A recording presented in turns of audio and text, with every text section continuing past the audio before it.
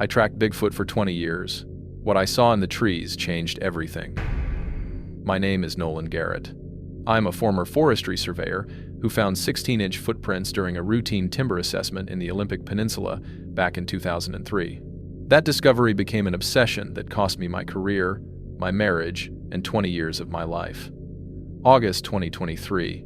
I'm conducting a solo stakeout near Mount Cruiser when my thermal camera captures 4 heat signatures in the canopy, 3 adults and a juvenile, working together to construct an elevated shelter.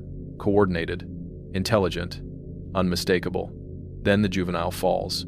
The adults descend immediately, and one turns directly toward my hidden position, makes eye contact through the camera lens.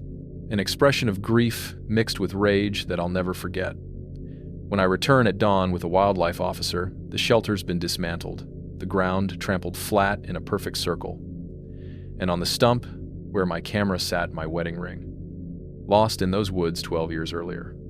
The official report calls it animal activity, but my trail camera still sends me photos every morning.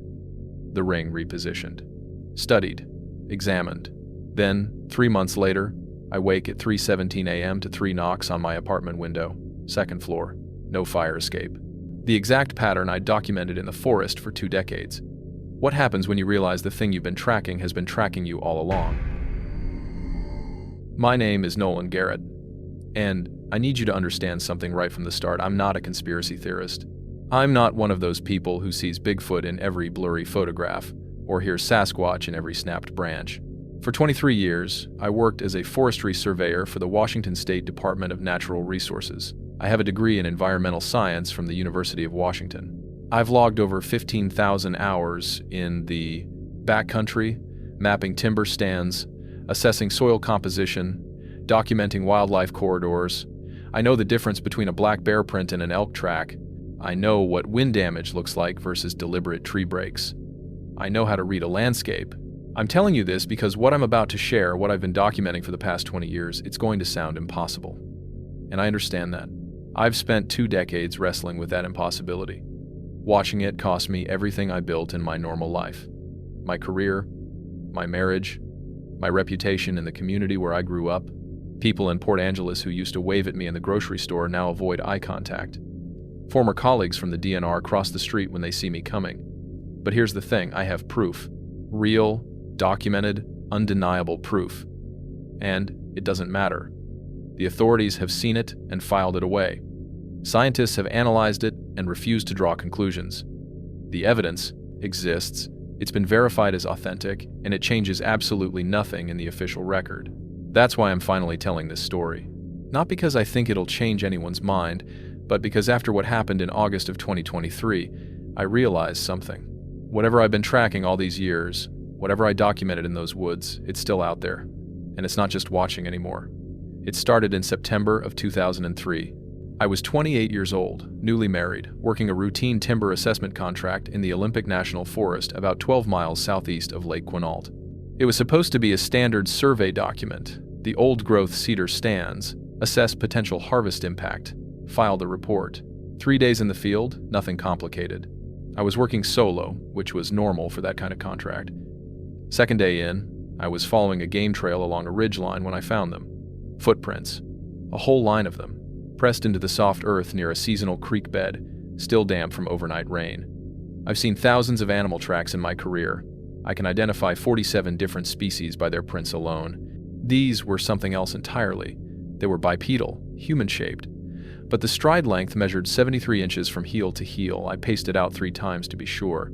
The prints themselves were 16 inches long, nearly 8 inches across at the widest point. 5 toes, clearly defined. The depth of the impression suggested something that weighed at least 400 pounds, maybe more, distributing its weight across a plantigrade foot structure. I stood there for probably 20 minutes, just staring at that trail of prints disappearing into the forest. My surveyor's brain cataloged every detail. The way the toes gripped slightly at the front of each step, the consistent depth suggesting a smooth, confident gait, the spacing that indicated something moving, with purpose, not wandering randomly. I took photographs, 47 of them from every angle, with my measuring tape and frame for scale. I made detailed notes in my field journal, sketching the print pattern, recording the exact GPS coordinates. Then I made plaster casts of the 3 clearest impressions, something I'd learned in a wildlife tracking course years earlier. When I got back to the DNR office 3 days later, I showed my supervisor. He looked at the photos for maybe 30 seconds, then handed them back with a tight smile. "Bears," he said, "walking on their hind legs. Happens more than you'd think." I started to explain the stride length, the weight distribution, the anatomical structure that didn't match any known bear species. He cut me off. "Nolan, I need you to focus on the timber assessment. That's what we're paying you for." I filed my report. I included the photographs and measurements in an appendix, carefully worded as anomalous tracks origin, undetermined. That appendix was deleted before the final version went to the client. I should have let it go. I should have written it off as one of those weird wilderness mysteries and moved on with my career. But I couldn't stop thinking about those prints, about the deliberate spacing of that stride, about something that size moving through terrain where I'd never seen another human being. 2 weeks later, I went back on my own time. That first return trip in late September 2003, I told my wife I was doing some follow-up survey work. It wasn't exactly a lie I was surveying, just not what she thought. I hiked back to the original site where I'd found the prints, carrying a proper field kit this time. Digital camera with a telephoto lens, audio recorder, topographic maps marked with the GPS coordinates from my first visit, basic camping gear in case I needed to stay overnight. I didn't really have a plan beyond documentation. I just needed to see if there was more. The prints were gone, of course. 2 weeks of weather had erased them completely. But I started expanding my search radius, moving in careful grid patterns the way I'd been trained to survey timber stands. 100 yards north, then back. 100 yards south, then back. Methodical. Professional. I found the first marker tree about a quarter mile from the original track site. It was a young Douglas fir, maybe 15 feet tall, bent at a 90-degree angle about 4 feet off the ground. Not broken bent. The wood was still green, still living, but shaped in a way that couldn't happen naturally. I've seen thousands of trees damaged by wind, snow load, falling, debris. They break, they split. They don't bend like someone grabbed the trunk and deliberately folded it over until it stayed. I photographed it from every angle, measured the bend angle with my clinometer, documented the height above ground. Then I kept searching. Over the next 6 hours, I found 11. More, all young trees, all bent at roughly the same height and angle, all in a loose line that seemed to follow the ridgeline heading northeast, like markers. Like a trail system designed for something that navigated through the canopy rather than on the ground. I started going back every weekend. My wife thought I was being dedicated to my career, putting in extra hours to advance. I let her think that. It was easier than trying to explain what I was actually doing. By the end of October, I'd documented 43 marker trees across a 3-square-mile area. I'd found stacked rocks near water sources, not natural geological formations, but deliberately placed stones, sometimes 5 or 6 balanced in configurations that shouldn't have stayed standing. I'd found areas where bark had been stripped from cedar trees in vertical patterns, exposing the inner wood in ways that suggested tool use rather than animal feeding behavior. I started recording audio. Hours and hours of it, using a directional microphone to capture forest sounds from a distance. Most of it was birds, wind, the normal ambient noise of the woods. But 3 times that fall, I captured something else. Wood knocks. That's what I started calling them. The sound of something solid striking a tree trunk with force, not the random crack of a falling branch, but deliberate impacts. 2 knocks, pause, then 1 more. Or 3 in quick succession. The spacing felt purposeful, like a signal. The first time I heard it in real time, I was setting up my audio equipment just before dusk in early November. 2 sharp cracks echoed through the valley, maybe 200 yards away. I froze, waited. Then a 3rd knock, slightly to the left of the first 2. Like a response from a different location. I recorded the pattern, timed the intervals with my watch. 4 seconds between the first and second knock, 7 seconds before the third. I stayed until full dark, shivering in my jacket, hoping to hear more. The forest went completely silent. Not just quiet, silent in a way that felt wrong. No insects, no small animals moving through the underbrush, nothing. When I finally hiked back to my truck, I had this overwhelming feeling of being watched. The hair on my neck stood up the entire 2-mile walk back. I kept my headlamp on and my bear spray in hand, though some part of me understood that whatever was out there, bear spray probably wasn't going to mean much. My wife was already asleep when I got home near midnight. I uploaded the audio files to my laptop, sitting in the kitchen with headphones on, replaying those 3 knocks over and over. The acoustic signature was consistent with hardwood striking tree bark, probably a branch or stick being used as a tool. The force suggested significant strength.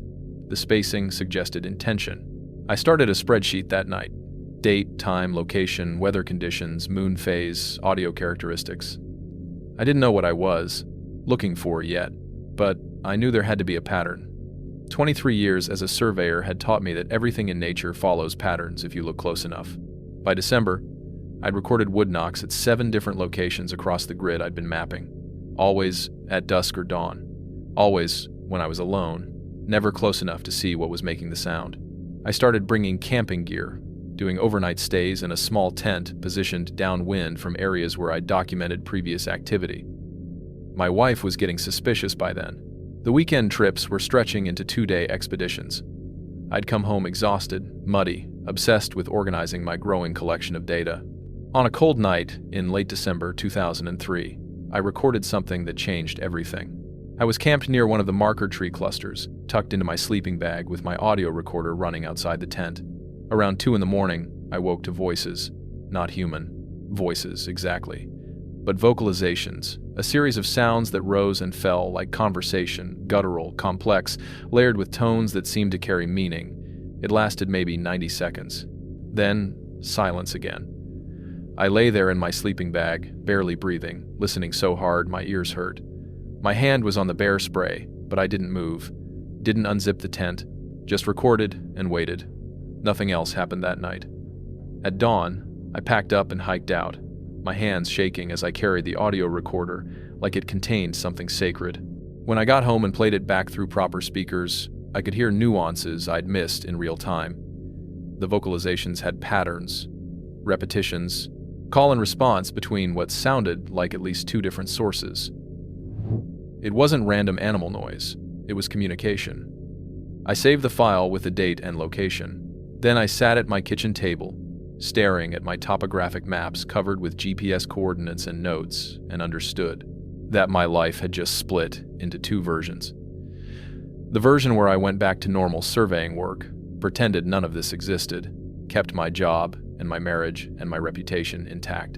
And the version where I kept going deeper into this mystery, knowing it would probably cost me everything. I wish I could tell you I chose the first option.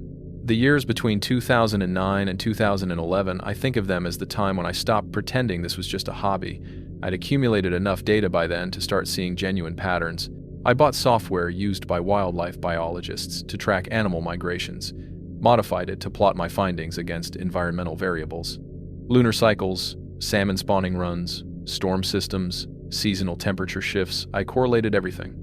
The results were undeniable, at least to me. Activity concentrated during new moon phases, increased significantly during fall salmon runs, shifted to higher elevations during summer, lower valleys in winter. Classic territorial behavior, but on a scale and with a sophistication I'd never seen documented for any known North American mammal. My wife stopped asking where I was going. She'd see me loading gear into my truck on Friday afternoons and just turn away, her jaw tight. We'd have dinner in silence. I'd sleep a few hours, then leave before dawn. In October of 2009, I found my first structure, not a bent tree or stacked rocks, but an actual constructed shelter. I was following a game trail about 8 miles northeast of Lake Quinault when I saw it a lean-to made entirely of cedar branches positioned near a small creek. The structure was roughly 8 feet tall at its highest point, angled back against 2 Douglas firs for support. The branches weren't randomly piled. They were woven together, overlapping in a pattern that shed water away from the interior. Fresh cedar boughs formed a layer on the ground inside, still green and fragrant. I spent 3 hours documenting it. No bear makes something like that. No known animal in these forests creates weather-resistant shelters using interwoven branches. This required planning, execution, and an understanding of materials. Over the next 18 months, I found 6 more structures, all positioned near water sources or game trails, all using similar construction techniques with variations that suggested individual building styles, like different craftsmen using the same basic method. I started timing my expeditions to the lunar calendar, focusing on new moon periods when my data suggested peak activity. I'd camp for 3 or 4 days at a time, sleeping in brief shifts, recording audio constantly. My marriage was dying. I knew it, but I couldn't seem to stop. In March of 2011, I came home at 2 in the morning after a 4-day expedition. I'd been tracking what I thought might be a family group based on variations in track sizes. I had audio recordings of what sounded like coordinated vocalizations between at least 3 different sources. I had fresh plaster casts. I was so focused on documenting everything that I didn't go inside, just reclined my seat and started reviewing the audio files on my laptop, headphones on, completely absorbed. That's where my wife found me at dawn. Asleep in the truck in our driveway, equipment scattered across the passenger seat. She knocked on the window. I jerked awake, disoriented. She wasn't crying. She just looked tired. I can't do this anymore, Nolan. I can't keep living like I don't have a husband. I opened the door, started to explain about the recordings, about the coordinated vocalizations. She held up her hand. I don't care. You're not here. You haven't been here for years. The divorce was finalized in March 2011. I moved into a small apartment in Port Angeles. She kept the house. I didn't fight it. The week after I signed the papers, I was back in the woods. Found a new location where I documented consistent activity, a valley northeast of Mount Cruiser with a creek system that showed repeated evidence of fishing behavior. Rocks deliberately placed in the current to create pools. I set up audio equipment at dusk and waited. Around midnight, I recorded what I still called the chatter. It came from somewhere in the darkness, maybe 50 yards upstream. A rapid series of clicking sounds, varying in pitch and rhythm, lasting about 40 seconds, then silence. Then a response from a different direction, similar clicking pattern, but distinct enough that I could tell it was a different source. Back and forth. 4 exchanges total, lasting about 3 minutes. I played it back immediately, my hands shaking. It wasn't random. The patterns had structure, repetitions, call and response that felt like language, or at least like information being exchanged. I drove home as the sun came up over the Wear Cascades, knowing I'd just lost everything that mattered in my old life, and feeling absolutely certain it had been worth it. The decade after my divorce, 2011 through 2021, that's when I stopped being a forestry surveyor who researched Bigfoot and became just a Bigfoot researcher. I picked up contract work where I could, GIS mapping for environmental consulting firms, remote sensing analysis, anything I could do from my laptop that paid enough to cover rent and equipment costs. The wilderness became my real job. I built what I started calling my archive, 3 industrial shelving units in my apartment, organized with the same precision I'd once used for timber surveys. Plaster casts arranged by date and location, over 200 of them by 2015. Binders of photographs categorized by evidence type. Topographic maps with 20 years of GPS coordinates marked in colored ink, showing activity zones and seasonal migration patterns. The audio files alone took up 3 external hard drives, thousands of hours of recordings, indexed by date, location, time, weather conditions, and moon phase. Wood knocks, vocalizations, the clicking chatter I documented repeatedly, strange whistling sounds I couldn't attribute to any known wildlife. People in Port Angeles knew who I was by then, the guy who tracked Bigfoot. When I walked into the grocery store, conversations would stop. The barista at the coffee shop would serve me with a tight smile that didn't reach her eyes. The rangers and forestry workers I'd encounter in the field treated me with a mix of amusement and caution. Some would ask what I'd found lately with that tone people use when they're humoring someone they consider harmless but delusional. Others would just nod and move on quickly. The most compelling evidence I captured during those years came in October of 2018. I'd hiked up to a ridgeline east of the Quinault River, set up my thermal imaging camera just before dusk, positioned to overlook a valley where game trails converged.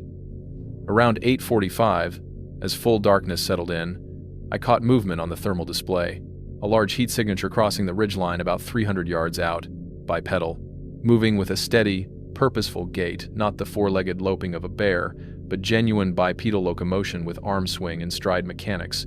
The footage lasted only 90 seconds.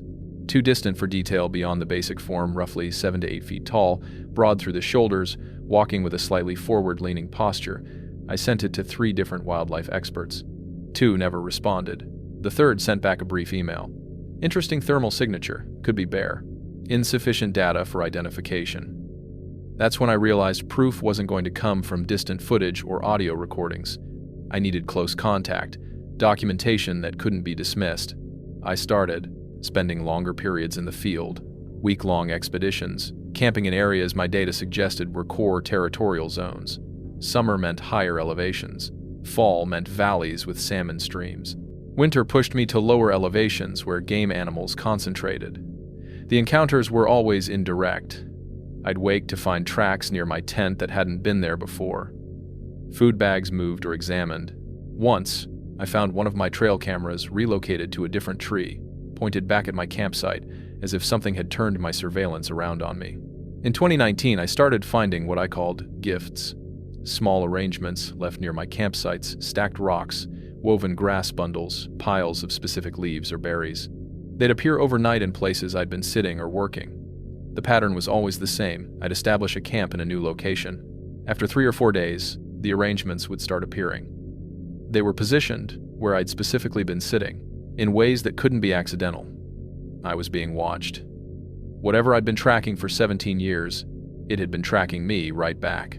By 2021, I'd narrowed my focus to a specific 5-square-mile area near Mount Cruiser. My data showed this zone had the most consistent activity across all seasons, the highest concentration of tree structures, the most frequent audio captures, the clearest track documentation.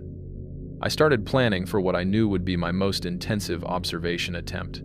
I needed better equipment, needed to position myself for extended surveillance, needed to be patient enough to wait for the definitive encounter I'd been seeking for 2 decades. I didn't know then that when it finally happened, I'd wish I'd never found them at all. By early 2023, I'd narrowed everything down to a 5-square-mile zone near Mount Cruiser. 18 years of cross-reference data all pointed to this area as a core territory. The highest concentration of tree structures I'd ever documented. The most consistent audio captures across all seasons. Track documentation that showed repeated use of the same trails and water sources. If I was going to get definitive proof, it would be here. I spent the first half of the year preparing. I'd been living off contract GIS work, but I saved everything I could to upgrade my equipment. Bought a new thermal imaging camera, nothing professional grade. I couldn't afford that, but better than what I'd been using. Higher resolution, longer battery life, better range in low light conditions. I studied my topographic maps until I could navigate the zone blind. Identified 3 potential observation sites that offered clear sightlines across valley floors where I'd documented activity. Ran test hikes to each location, timing my approach routes, noting where cell coverage dropped off, marking water sources and potential emergency extraction paths. This wasn't going to be a weekend expedition. I was planning for a week, minimum, maybe longer if conditions were right. Extended surveillance from a concealed position, waiting for the kind of close contact I'd never achieved in 20 years. The site I chose was on a ridgeline overlooking a creek valley about 4 miles from the nearest Forest Service road. The terrain below showed everything I'd learned to recognize as high-activity markers. A cluster of bent trees forming what looked like trail markers. Stripped bark on cedars near the water. Stacked rocks at the confluence where 2 streams met. And game trails that converged in patterns suggesting something was deliberately funneling wildlife through specific corridors. I documented wood knocks in this exact valley on 6 separate occasions over the past 3 years. Twice I'd found what I called cached food sources, piles of partially eaten fish or deer remains positioned in ways that suggested intentional storage rather than random predator kills. Something lived here. Something moved through this territory with regularity and purpose. I chose August for the observation because my data showed late summer as a peak activity period. Salmon runs bringing food sources upstream, longer daylight hours for construction and foraging. Weather patterns that were generally stable but with enough tree cover to provide concealment. The week before I left, I did something I hadn't done in years. I visited the storage unit where I kept my archive, the overflow that didn't fit in my apartment. Boxes of field journals going back to 2003, the original plaster casts from that first discovery, binders of printed photographs organized by year and evidence type. I stood there looking at 2 decades of work, and for the first time, I felt something like doubt. What if this expedition came up empty like so many others? What if the definitive proof I'd been chasing didn't exist? But then I remembered the thermal footage from 2018, the coordinated vocalizations I'd recorded, the structures that couldn't be explained by known wildlife behavior, the gifts left at my campsites, those careful arrangements that suggested observation and intention. They were real. I knew they were real. I just needed to document them in a way that couldn't be dismissed. I loaded my truck on August 13th, the new thermal camera, fully charged, 3 backup battery packs, my digital audio recorder with fresh memory cards, GPS unit, topographic maps, compass as backup navigation, enough food for 10 days, water filtration system, basic camping gear, tent, sleeping bag, ground pad, first aid kit, bear spray, though I understood by then that whatever I might encounter, bear spray probably wouldn't be relevant. And buried at the bottom of my pack, almost as an afterthought, I included my wedding ring. I'd been wearing it again lately, not sure why. Some kind of connection to who I used to be, maybe. A reminder of what this obsession had cost me. I drove out to the trailhead on the afternoon of August 14th, parked in the small gravel lot where the Forest Service road dead-ended. There was one other vehicle there, an older sedan that looked like it had been sitting for a while, dust-covered and empty. The hike in took 3 hours, moving slowly with a 60-pound pack. I reached my chosen observation site just before dusk. A small clearing on the ridgeline with good concealment behind deadfall and thick undergrowth. Set up my tent back in the trees where it wouldn't be visible from the valley below. Then I positioned my thermal camera with a clear view across the creek valley. Tested the angles, made sure the battery indicator showed full charge. Set up my audio recorder with a directional microphone pointed downslope. The sun dropped behind the ridge. The forest settled into that particular silence that comes with full darkness in the backcountry, not the absence of sound, but a different quality of sound. Insects, distant water, wind moving through high branches. I sat behind my equipment, watching the thermal display show the ambient heat signatures of the cooling landscape, and waited for whatever might come. I didn't know then that I was about to capture something that would validate everything I'd sacrificed and simultaneously make me wish I'd never started looking. I arrived at my observation site on August 14th, 2023, just before dusk. The location was everything my data suggested it should be, a ridgeline position with clear sightlines across a creek valley where I documented consistent activity for 3 years. The first 72 hours were exactly what I expected from extended wilderness surveillance. Long stretches of nothing interrupted by small signs that kept me alert and watching. I'd learned patience over 20 years. Learned to stay still for hours, to control my breathing, to become part of the landscape rather than an intrusion into it. I slept in 3-hour shifts, always with one ear monitoring the audio recorder's headphone feed. Ate cold meals to avoid cooking smells. Used a catheter bottle to avoid leaving human scent near my position. On the first morning, August 15th, I found fresh tracks near the creek, about 150 yards from my position. Bipedal, stride length measuring around 6 feet. The impressions were clear in the soft mud, near the water 5 toes, plantigrade foot structure, depth suggesting something heavy moving with confidence through terrain it knew well. I photographed them from my position, using the telephoto lens. Didn't approach, didn't want to leave my own scent overlapping with whatever had made those prints. That afternoon, I heard wood knocks. 3 distinct impacts echoing from somewhere upstream, maybe a quarter mile away. I was recording audio constantly, so I captured it, the sharp crack of something solid striking, tree bark with force. Then silence for about 40 seconds. Then 2 more knocks from a slightly different location, like a response. The pattern was familiar. I documented similar sequences dozens of times over the years. But this was the first time I'd heard them while positioned for extended observation with clear sightlines across active territory. The second night, August 16th, the forest went quiet around 11 p.m. Not just normal nighttime quiet, that absolute silence I'd learned to recognize as significant. The insects stopped. The small mammals moving through underbrush went still. Even the creek seemed to run quieter, though I knew that was just my perception shifting in the absence of other sounds. I sat behind my thermal camera, watching the display, my heart rate elevated but controlled. Whatever caused that kind of silence was large, predatory, and close enough that every other living thing in the area had gone into hiding. The silence lasted maybe 20 minutes. Then, gradually, the normal sounds of the forest returned. Insects first, then the rustle of small animals resuming their nighttime activities. I didn't sleep the rest of that night. Just watched the thermal display and listened through my headphones, every sense tuned for any indication of what had moved through close enough to silence everything else. August 17th started with morning fog filling the valley below my position. I made cold coffee using water from my filtration bottle, ate an energy bar, and maintained my watch. The fog burned off by mid-morning, leaving clear visibility across the creek drainage. Around noon, I noticed a raven circling above a specific section of the valley floor, maybe 200 yards out. It made several passes, calling repeatedly, then landed in a tall cedar and went quiet. Ravens are intelligent birds. They're often indicators of something interesting below food sources, predators, unusual activity. I watched that area for the next 6 hours. Saw nothing unusual. But the raven stayed in that cedar, watching the same spot, occasionally calling in a way that suggested agitation rather than normal foraging behavior. As the sun started dropping toward the ridge, around 7:30 p.m., I noticed movement in the canopy.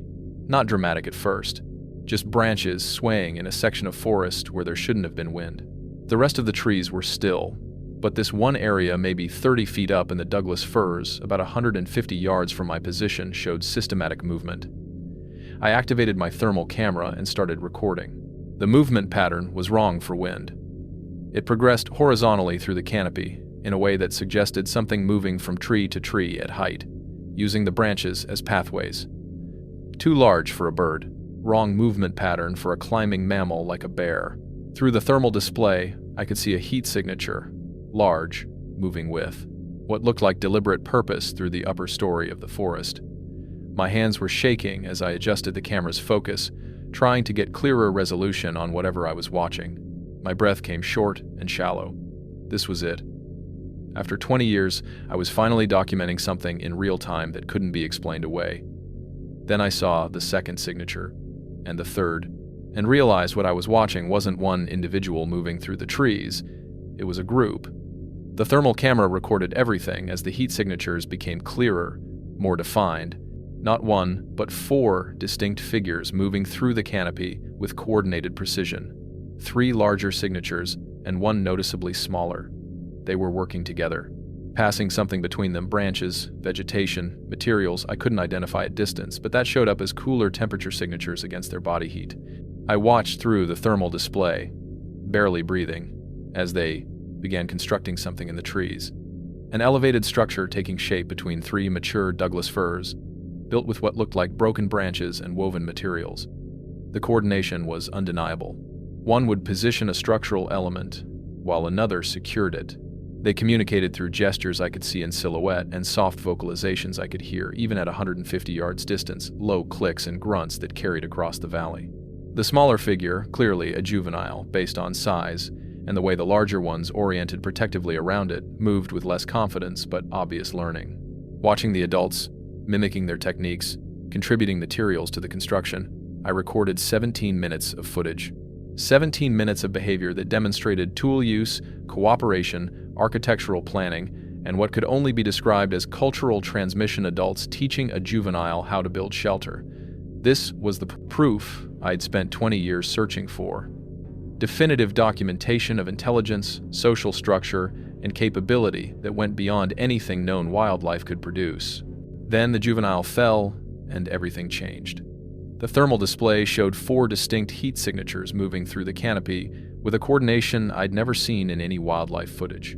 3 large figures and 1 smaller, unmistakably a juvenile based on size and movement patterns. They were building something. I watched through the camera as they passed materials between them: broken branches, woven fern fronds, strips of what looked like cedar bark. The larger figures would position structural elements while the others secured them. Hand-to-hand cooperation that required communication and shared understanding of the goal. The juvenile moved with less confidence but clear purpose. Watching the adults, mimicking their techniques, learning, one of the larger figures, I started thinking of it as the primary adult would occasionally adjust the juvenile's positioning or guide its hands to show proper technique. This was teaching, cultural transmission. Not instinct, but learned behavior being passed from one generation to the next. The vocalizations were constant but soft, clicks and low grunts that carried across the 150 yards between us. Not random animal sounds, these had rhythm and response patterns. One would vocalize, another would answer, sometimes overlapping, like conversation. The structure took shape between 3 Douglas firs about 30 feet up, an elevated shelter with a sloped roof design that would shed water. They wove the branches in overlapping patterns, creating gaps for ventilation but maintaining weather resistance. The engineering was deliberate and sophisticated. My hands shook as I adjusted the camera focus. 20 years of searching, and I was finally witnessing exactly what I'd theorized: proof of intelligence, social structure, and capability that went beyond known wildlife. This wasn't random animal behavior. This was architecture, planning, family. The juvenile worked on securing a section of the roof. It reached for a branch that was positioned too far out, stretching to make the connection. One of the adults vocalized a sharp clicking sound that seemed like a warning. Then the juvenile fell. The sound of impact carried across the valley, a heavy body hitting forest floor hard enough that I flinched behind my camera. The juvenile cried out, a vocalization that sounded painfully human in its distress. The 3 adults descended immediately, not falling, moving with controlled speed and purpose down through the branches, dropping the last 8 feet to land surrounding the juvenile in what looked like protective formation. The sounds changed. The juvenile's distressed cries, urgent clicking from the adults, rapid-fire communication that felt like assessment, like coordination. I could hear them even at distance, the panic evident in tone and rhythm. Then one of the larger figures turned, looked directly at my position. Even through thermal imaging, I could see the intelligence in that moment. The way it held perfectly still, head oriented precisely toward where I sat concealed behind my equipment. The other heat signatures showed the adults still focused on the juvenile, but this one had identified my location with absolute certainty. We made eye contact through 150 yards of forest and the artificial barrier of thermal display. I saw an expression I can only describe as profoundly human grief for the injured juvenile mixed with unmistakable rage at being observed during this vulnerable moment. It didn't vocalize, didn't charge, just stared into the camera lens for what felt like forever but was probably only 10 or 15 seconds. Then I understood something that made my blood run cold. It wasn't just seeing me, it was recognizing that I'd been watching them, that I'd documented this private family moment, that I'd witnessed something I shouldn't have seen. The eye contact broke when the juvenile made another distressed sound. The adult turned back, joining the protective circle, but the message was delivered. I'd crossed a boundary. My hands were shaking so hard I nearly dropped the camera as I stopped recording. The thermal display still showed all 4 figures clustered on the forest floor. The adults weren't building anymore. They were protecting, assessing, and now they knew exactly where I was. I made a decision in that moment that probably saved my life. I started packing my equipment to leave. I packed with hands that wouldn't stop shaking, shut down the thermal camera, coiled the cables, shoved everything into my pack with none of the careful organization I'd used setting up. The light was failing, maybe 45 minutes until full dark. I knew this terrain well enough to navigate by headlamp, but the idea of hiking out through these woods after what I'd just witnessed made my mouth go dry. Through the trees, I could still hear them. Low vocalizations, movement in the underbrush. The sounds had changed from construction activity to something more cautious, more watchful. They knew I was here. They knew I'd been recording them. I shouldered my pack, checked my GPS to confirm the bearing back to my truck, and started moving. Not running, that would be stupid in this terrain with a heavy pack, but walking fast, focused on covering distance. The forest felt different. Not threatening exactly, but attentive. Like every shadow was watching. Every sound had meaning I couldn't interpret. I'd documented hundreds of hours in these woods over 20 years. I knew the difference between normal forest sounds and anomalies. What I was hearing now fell into neither category. It was quiet, but not silent. Present, but not approaching. I was being allowed to leave. That's what it felt like. Not chased, but observed, assessed, permitted to extract myself from their territory, as long as I kept moving. My headlamp beam cut through the gathering darkness. Trees became shadows, became obstacles I had to navigate around. The GPS showed I was on course 2.3 miles back to the Forest Service Road where I'd left my truck. At one point, maybe a mile into the hike, I heard 3 wood knocks behind me. Distinct, evenly spaced. The same pattern I documented dozens of times. I didn't stop, didn't look back, just kept walking. Reached my truck around midnight. The parking area was empty except for my vehicle and that dust-covered sedan that had been sitting there for days. I threw my pack in the bed, climbed into the cab, and locked the doors before I even let myself process what had just happened. Then I pulled out my laptop, connected the thermal camera, and reviewed the footage. It was all there. 17 minutes of 4 figures constructing an elevated shelter with coordinated precision. The juvenile falling, the adults descending to protect, and that moment of eye contact, clear and undeniable even in infrared. This was it. Definitive proof. Documentation that couldn't be explained away as misidentification or natural phenomena. I sat in my truck reviewing the footage over and over, the reality finally settling in. I'd done it. After 20 years, I had evidence that proved everything I'd sacrificed had been worth it. But I also understood something else. That moment of eye contact wasn't just recognition. It was communication. A message delivered with perfect clarity. I'd witnessed something private, something sacred, and they wanted me to know that boundaries had been crossed.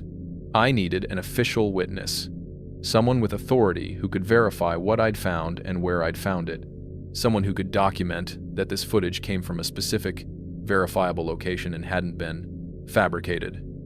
The Mount Cruiser Ranger Station was about 20 minutes away. I started my truck and drove through darkness, my mind racing between vindication and something that felt uncomfortably like guilt. Officer Dennis Hayward was on duty when I arrived just after 12:30 a.m. He looked skeptical when I explained I needed him to accompany me back to a site where I'd documented significant wildlife activity. Significant how? He asked. I need you to see the location, verify what I found there. I have footage, but I need official documentation of the site itself. He studied me for a long moment. I'm sure I looked exactly like what I was: exhausted, muddy, probably a little unhinged from adrenaline and lack of sleep. First light, he finally said. I'll meet you back here at 0600. We'll hike in together. I'll document whatever you want me to see, and we'll file a proper report. I spent the rest of the night in my truck, in the ranger station parking. A lot. Reviewing the footage, trying to prepare for what we might find when we returned at dawn. Trying not to think about what they might have done to eliminate evidence of their presence. Officer Hayward met me at the ranger station at 6 a.m. sharp. Professional, prepared, carrying a day pack with official documentation equipment. He'd clearly done this kind of thing before investigating reports from people who claimed to have seen something unusual in the backcountry. The hike in took just under 3 hours. I led the way, following the GPS track from my extraction the night before.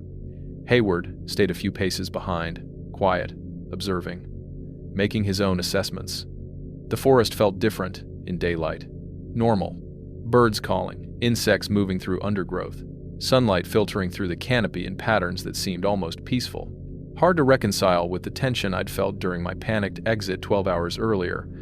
We reached my observation site around 9 a.m. My tent was still there, exactly as I'd left it. The cleared area where I'd positioned my thermal camera showed obvious signs of occupation, trampled vegetation, my boot prints in the soft earth. Show me where you saw the activity, Hayward said, pulling out a camera and notebook. I pointed across the valley to the cluster of Douglas firs where I'd witnessed the shelter construction, maybe 150 yards from our position, clearly visible through the trees. We made our way down into the valley, following game trails and creek crossings. Hayward documented everything, took photos of the terrain, made notes about vegetation patterns, marked GPS coordinates. When we reached the site where the shelter had been, I stopped. The elevated structure was gone, completely dismantled, not torn apart by wind or animals, but methodically deconstructed. The branches that had formed the framework were scattered across the forest floor in patterns that looked almost deliberate. Cedar bark strips that had been woven into the roof lay in neat piles. And the ground vegetation in a perfect circle around the site, maybe 50 feet in diameter, had been trampled flat. Every fern, every sapling, every bit of undergrowth compressed into the earth like something had systematically eliminated all trace evidence of what had happened here. Hayward walked the perimeter, taking photos, making measurements. His expression stayed neutral, professional. But I could see the calculation happening behind his eyes. This wasn't random animal activity. This was systematic erasure. You said you positioned your camera on a stump? He asked. I led him to the location where I'd set up my equipment. The stump was easy to identify, flat surface, good sight lines, positioned for optimal viewing angle across the valley. Something sat on top of it, small, metallic, catching the morning sunlight. I stopped walking. My breath caught. Hayward saw it too, approached, cautiously, like it might be evidence in a crime scene. Which, in a way, it was. My wedding ring. Sitting in the exact center of the stump where my thermal camera had been positioned the night before. I picked it up with shaking hands. The inscription inside was still clear after 12 years. Always. My ex-wife had chosen that, back when always seemed possible. Is that yours? Hayward's voice had changed, still professional, but tighter. Careful. I lost it in these woods in 2011, I said, during one of my research trips. Never found it again, until now. Hayward was silent for a long moment.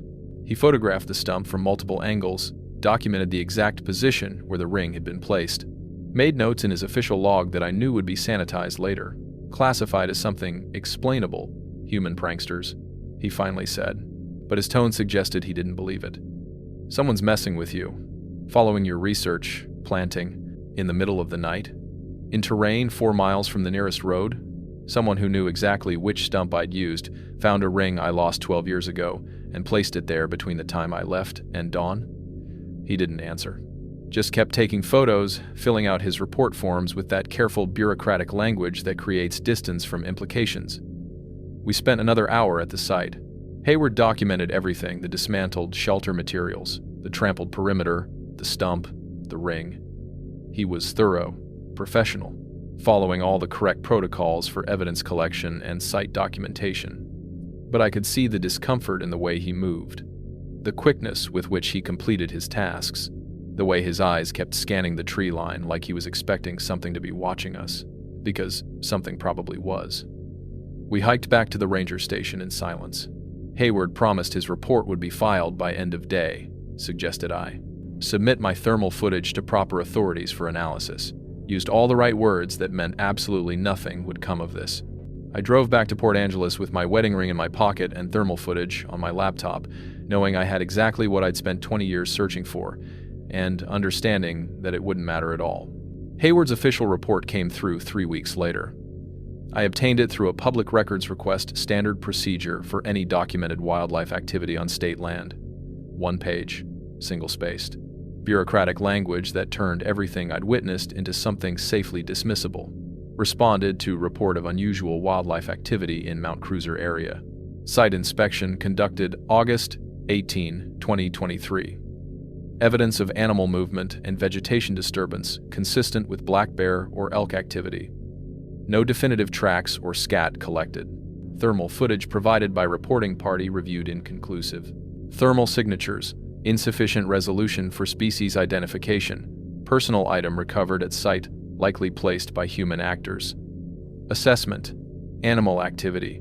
No evidence of persons or unusual species. No further action recommended. That was it. 20 years of research, 17 minutes of footage showing coordinated construction behavior, and a wedding ring that had been lost for 12 years and somehow placed exactly where my camera had been, all reduced to animal activity and human actors. I couldn't even be angry about it. I understood the institutional pressure Hayward was under. Writing a report that suggested unknown bipedal primates were constructing shelters in the Olympic National Forest would end his career. Admitting that evidence existed, which couldn't be explained by known wildlife, would open doors no one in his department wanted opened. So he did what any reasonable person in his position would do. He filed a report that protected his credibility and moved on. I submitted my thermal footage to a private wildlife analysis lab in Seattle. Paid $2,000 I couldn't really afford for a comprehensive technical review. The report came back 6 weeks later. Digital forensic analysis confirms no evidence of manipulation, editing, or artificial insertion of elements. Thermal signatures consistent with biological heat sources, movement patterns, and coordination suggest intelligent behavior. Unable to provide species identification due to insufficient comparative database and thermal imaging limitations. Subjects display bipedal locomotion and apparent tool use. Further analysis would require additional footage or physical specimens.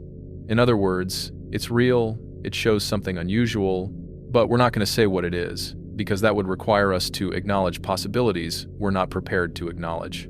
I contacted 3 cryptozoology researchers I'd been corresponding with online for years, sent them the footage, The lab analysis, photos of the site, Hayward's official report, everything.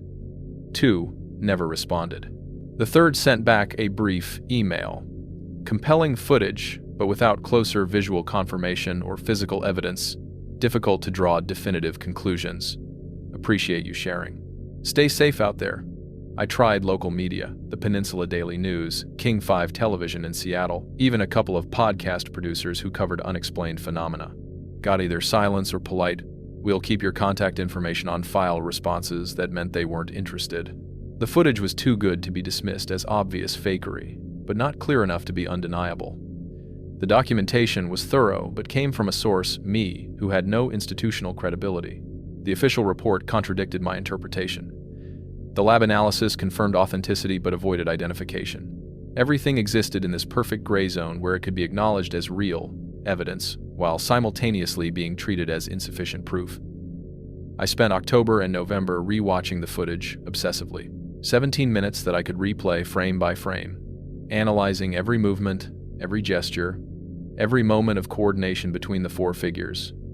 The juvenile falling, the adults descending, that moment of eye contact through the thermal display. I'd pause on that frame sometimes. The larger figure turned toward my position, heat signature showing the outline of its head and shoulders, oriented precisely at my camera location. Even in infrared, even through the technological barrier of thermal imaging, that moment communicated something profound. Recognition, intelligence, and anger at being observed during a vulnerable moment. The wedding ring sat on my desk. Physical proof that something had found it, understood its significance to me, and deliberately placed it where I would find it. That level of awareness, of understanding human attachment to symbolic objects, suggested intelligence that went beyond anything I'd theorized in 20 years of research, but nobody wanted to hear that. Nobody wanted to acknowledge what it implied. By December, I'd stopped trying to share the evidence, stopped reaching out to researchers and media and authorities. The thermal footage and lab analysis and official report all sat in organized folders on my computer and in binders on my shelves, documented and verified and ultimately irrelevant. I had exactly what I'd been searching for. Definitive proof that validated 2 decades of sacrifice and obsession, and it didn't matter, wouldn't matter. Because proof, I'd learned, isn't about evidence. It's about what people are willing to believe. And the existence of a hidden intelligence in the forests of the Pacific Northwest, something that builds shelters and communicates and understands human significance and has been watching us while we thought we were watching it, that's not something our institutions are prepared to accept. The wedding ring caught lamplight on my desk. I'd started wearing it again sometimes, feeling the weight of it. Reminder of what I'd lost and what I'd gained and the price of both. I made a decision in late December. I wasn't going back to the Mount Cruiser site. Wasn't going to seek closer contact or try to capture better footage. I'd crossed a boundary by witnessing that moment, the juvenile falling, the adults responding, that look of grief and rage, and I understood now that some boundaries shouldn't be crossed. But I couldn't completely let go. I had one trail camera still out there, battery-powered, cellular-enabled, positioned where I'd set up my observation site. I'd left it running when we evacuated, hadn't retrieved it during the site inspection with Hayward. On January 2nd, 2024, I logged into the camera's app and configured it to send me 1 photo each morning. Just the stump where my thermal camera had been positioned, where the ring had been placed. The first image arrived on January 3rd, the stump empty in morning light. I saved the photo and waited. The second photo arrived on January 4th. Same stump, same empty surface, same morning light filtering through the Douglas firs. January 5th, the pattern changed. My wedding ring appeared in the frame, centered on the stump exactly where Officer Hayward and I had found it back in August, like it had been carefully placed there overnight. I stared at that image for a long time, saved it to a dedicated folder I'd created just for these daily photos. Started a spreadsheet, tracking the ring's position, rotation, and any changes in the surrounding environment. January 6th, the ring had been rotated 90 degrees. January 7th, moved to the edge of the stump, balanced there in a way that looked deliberate. January 8th, stood on its side, leaning against a small twig that hadn't been there the day before. Each morning at dawn, a new photo arrived. Each photo showed the ring repositioned, sometimes subtly, a few degrees of rotation. Sometimes, dramatically moved to completely different locations on the stump's surface, arranged with small stones or bits of cedar bark. Something was studying it, examining it from different angles, testing its properties, trying to understand what it was and why it might matter. I know how that sounds. I know the rational explanation is that wind or small animals were moving the ring randomly and I was seeing patterns where none existed. But wind doesn't balance wedding rings on their sides. Squirrels don't arrange stones in geometric patterns around metal objects. This was deliberate, methodical, curious. By late January, I documented 28 photos showing 28 different configurations. I printed them out, arranged them on my apartment wall in chronological order, studied them for patterns within the patterns. The ring was always visible, always carefully positioned where the camera could capture it. Never knocked off the stump, never buried or hidden, always presented as if for observation. I started to understand what was happening. The same way I'd been documenting them for 20 years, they were now documenting something of mine. Studying an object that clearly had significance, they'd gone to considerable effort to recover it and return it, trying to understand its meaning and purpose. The observation went both ways now. Had probably always gone both ways, but I'd been too focused on gathering evidence to realize I was also being observed, assessed, understood. February brought snow to the high country. The daily photos showed the stump, covered in white. The ring, still visible, still being moved. Sometimes partially buried, then excavated. Sometimes surrounded by patterns drawn in the snow lines, circles, arrangements that felt like communication attempts. I didn't respond. Didn't retrieve the camera. Didn't return to the site. Just watched the images arrive each morning like messages in a language I couldn't quite translate. The psychological weight of it started to affect my daily life in ways I couldn't ignore. I'd wake at dawn, waiting for the photo, spend hours analyzing each image, go to bed thinking about what tomorrow might show. I was being studied, being watched. And whatever was out there, it knew exactly where I lived. By March, I'd moved to a different apartment in Port Angeles. Same, small rental, but ground floor this time. Told myself it was about saving money on rent, but really, it was about windows, about access points, about the growing certainty that if something wanted to reach me, a second-floor apartment wouldn't stop it. The daily photos kept arriving. The ring kept being repositioned. My documentation continued. In April, the pattern changed again. The ring appeared with other objects, a pine cone, a bird's, a feather, a smooth river stone, arranged together in compositions that felt purposeful, still-life arrangements created by something that understood aesthetic placement. I started having trouble sleeping. Would lie awake listening to every sound outside my window. Tree branches scraping the building, wind rattling the frames, normal sounds that suddenly felt loaded with meaning. My GIS consulting work suffered, missed deadlines, delivered substandard analysis, got dropped by 2 regular clients who tolerated my eccentricities for years but couldn't overlook incompetence. I was withdrawing from what little remained of my social connections, stopped going to the coffee shop where I'd worked on my laptop, ordered groceries for delivery rather than face the looks from people who knew me as that Bigfoot guy. Kept my curtains drawn, even during the day. The photos kept coming. Every morning. Without fail. By June, I documented over 150 different configurations. The ring moved through positions that suggested systematic exploration, every angle, every orientation, every possible arrangement with surrounding objects. I was watching something learn, watching intelligence engage with an artifact from my life, trying to decode its significance through physical manipulation and observation. In July, I finally opened Officer Hayward's official report again. Read through that single page of bureaucratic dismissal. Animal activity, no evidence of persons. I understood now why he'd written it that way. Not because he didn't believe what we'd found, but because believing it would require acknowledging implications that our institutions weren't prepared to handle. The thermal footage sat on my hard drive, backed up to 3 separate locations.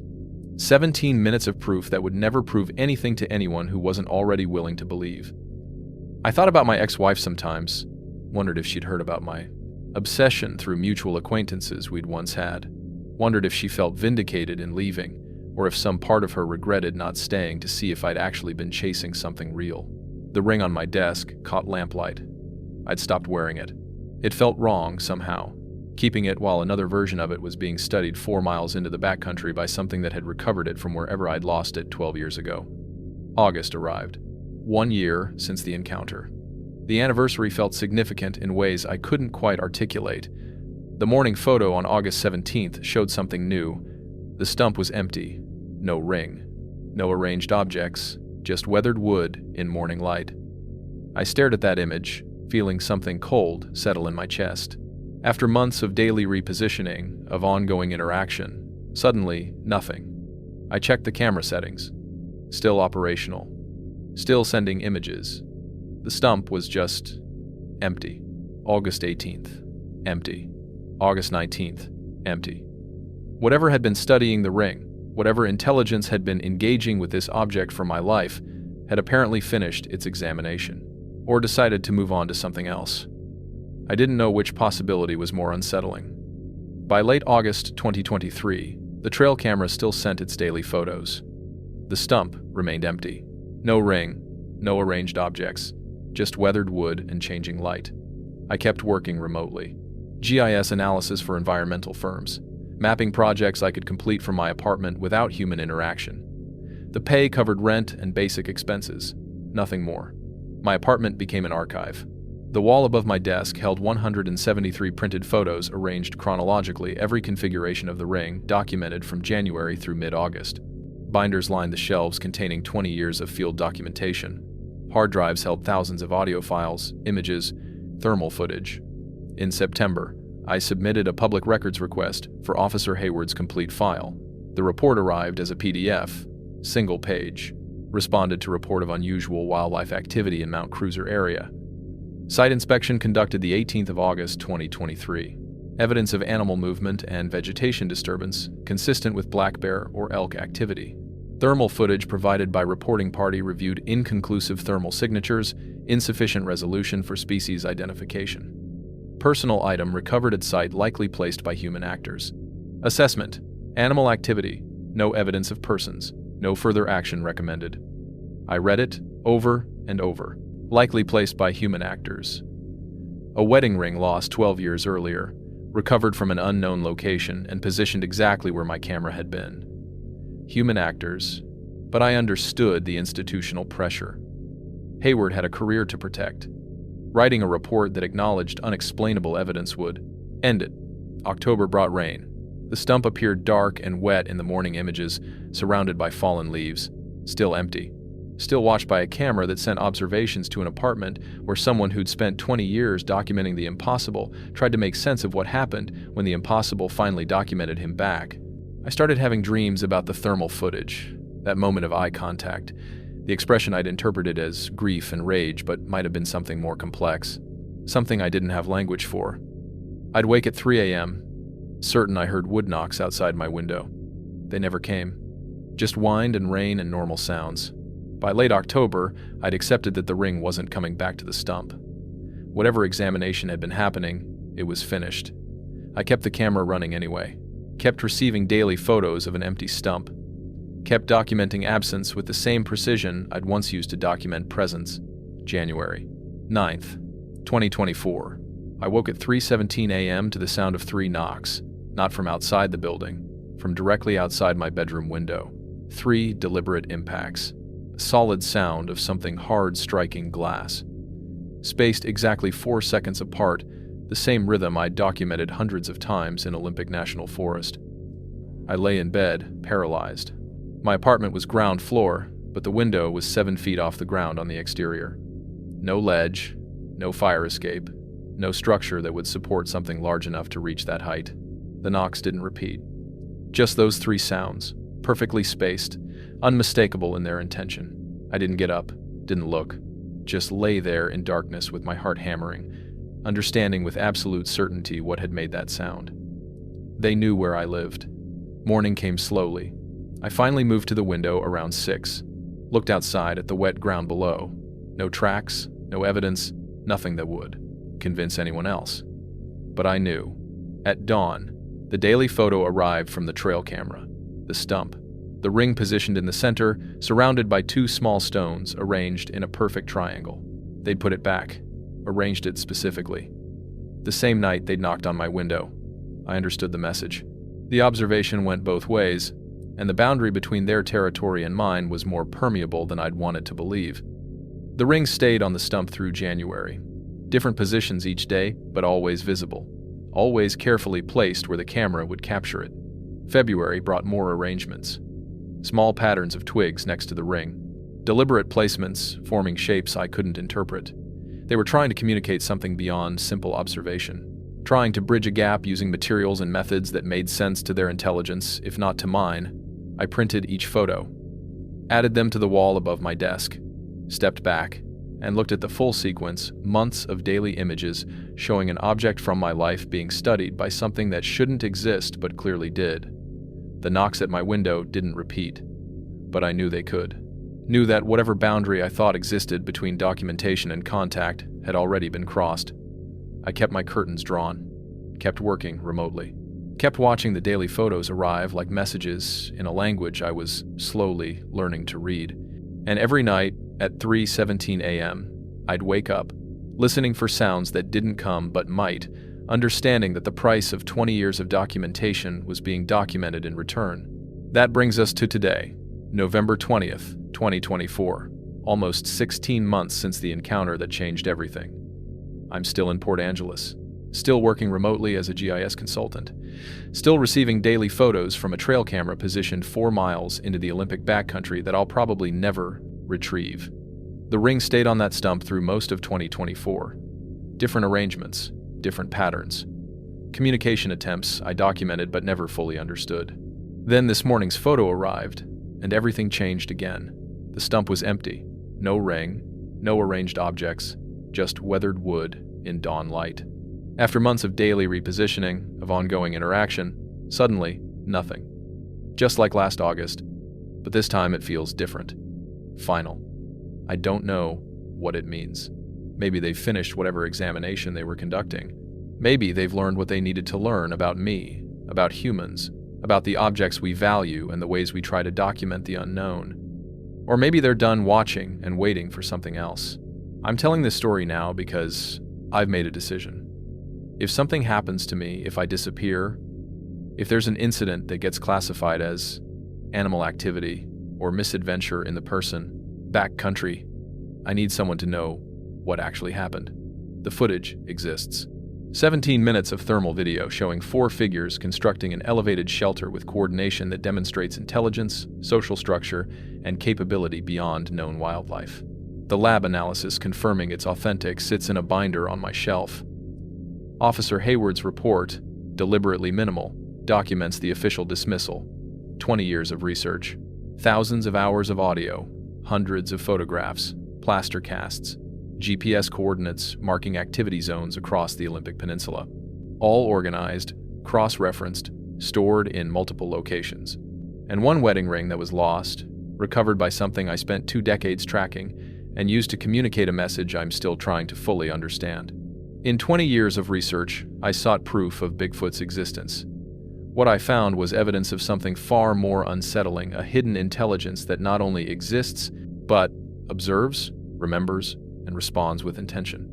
I can't prove they're tracking me specifically. Can't prove the knocks at my window were anything more than coincidence or imagination. Can't prove the arrangements on that stump represent actual communication, rather than my pattern-seeking brain finding meaning in randomness. But I know what I witnessed. I know what I documented. And I know that some boundaries, once crossed, can't be uncrossed.